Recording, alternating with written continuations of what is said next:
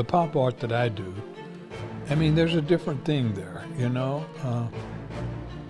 Like I really like Wesselman's and Andy's and Lichtenstein. I like all of their paintings, and they just do an incredible job. But it's different from what I do. What I do is people.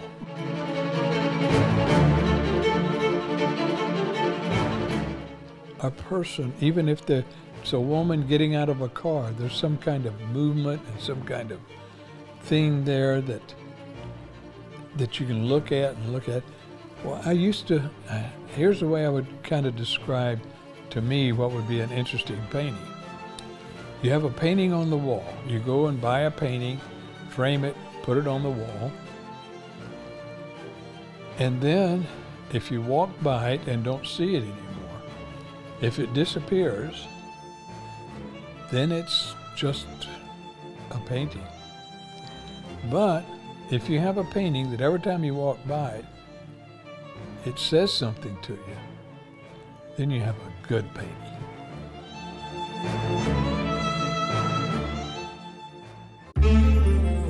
In the early and mid-1960s, Gill creates a series of specific motifs of women and men getting out of automobiles. In 1962, he visits the Felix Landau Gallery in Los Angeles and brings 3 works of his women in cars with him. Felix Landau is so impressed that he immediately takes Gill on as an artist.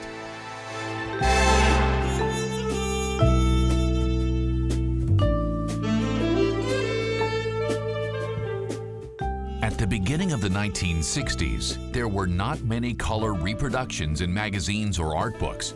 However, during this time, Life magazine and Time magazine printed movie stars and famous people getting out of cars.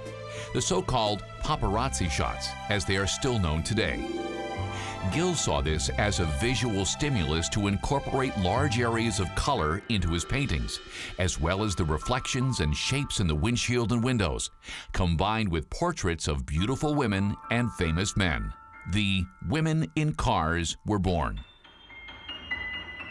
I think the magazines, Life and Time magazines, I mean, I would look at a photograph and kind of visualize it as a painting.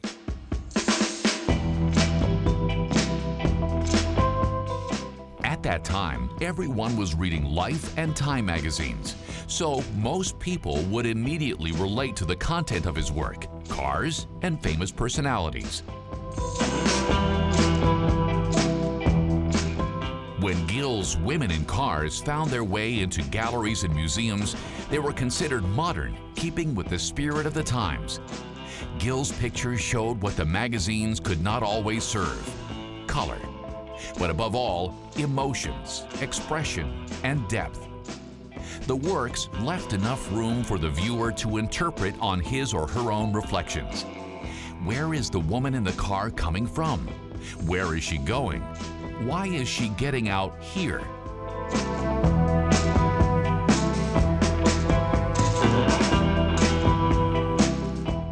In his process, Gill artistically describes 2 worlds with his women in cars.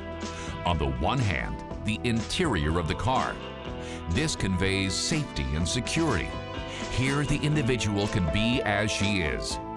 Give free rein to her feelings. She could be sad, joyful, or bored. On the other hand, the moment of leaving the car is synonymous with a step into reality, outside. Who is waiting for me? Who can see me? How do I appear in my surroundings?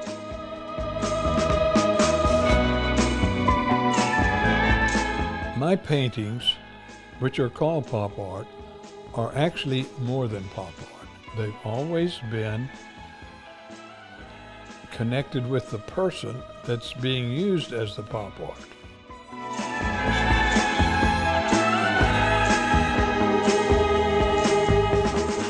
Gill captured the moment, press and flashbulbs. One wrong move, one not smiling, thanks to the paparazzi, the next morning the whole world would know.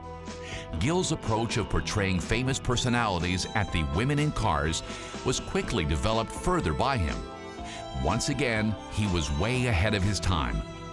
What the paparazzi were then for the stars of the good old Hollywood days are now all those who are on the move with their cell phones. Whereas back then, there was life and time. Today, digital media such as Instagram and Facebook are omnipresent.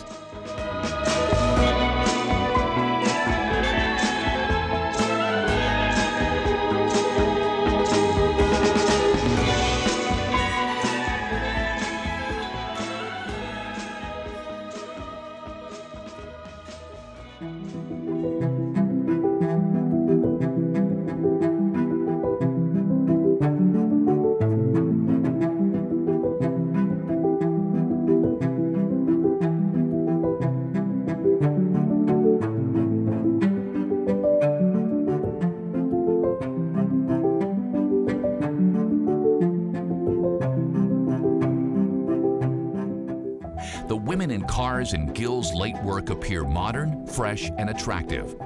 Alongside this, however, the paintings from the 1960s do not appear dusty at all. A good example is his oil painting, Woman in Striped Dress from 1962. It was among the works Gill brought to Landau's gallery. It was shown in the exhibition Around the Automobile, 1965 to 1966, at MoMA, alongside Edward Hopper's famous 1940 work, Gas.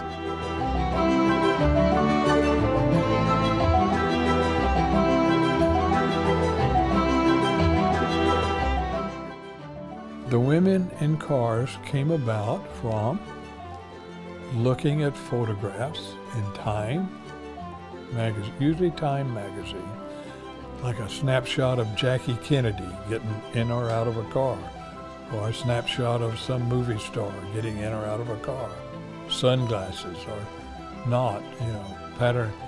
The dresses always gave me something to do a pattern. The shapes of the car, the top, the door, those shapes in the car colors was really an element I love to stick into a painting. The glass could be reflective, or you could see through it, all sorts of things to do that way. And so that's how it came about.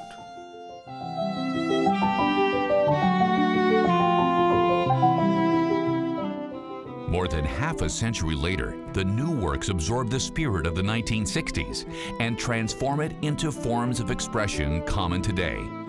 Thus, the women in the cars show themselves in a variety of poses, no matter how, whether with a direct gaze, behind sunglasses, facing away, or tilting their heads back.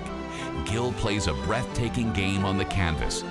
He invites us to an encounter that, in all its diversity, leaves plenty of room for interpretation and makes no stipulations. The sceneries of the women in cars invite to linger, to dream, and to reflect in equal measure. His new canvas works continue this approach by incorporating car paint-like color hints in the form of a kind of metallic paint. The automobiles he depicts thus appear more present and modern in keeping up with the times.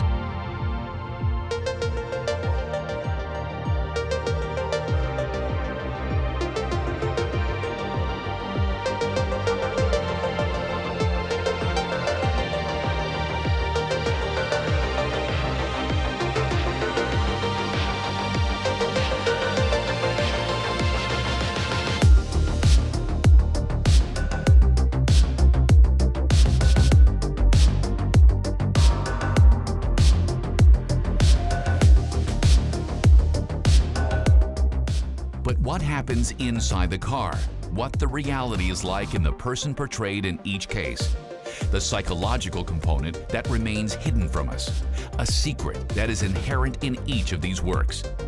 To reveal the secret, however, the artist leaves it to us.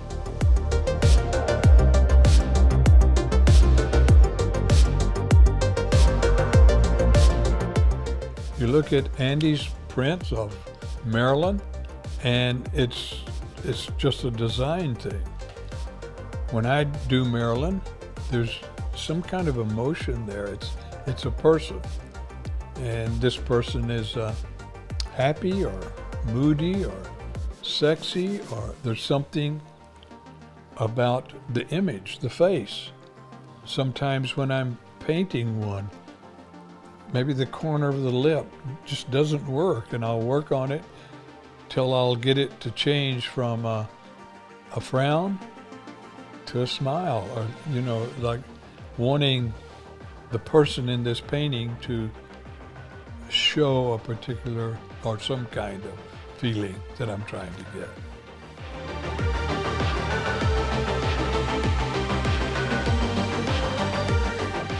Gill's Women in Cars are equally an example of diversity and permanence.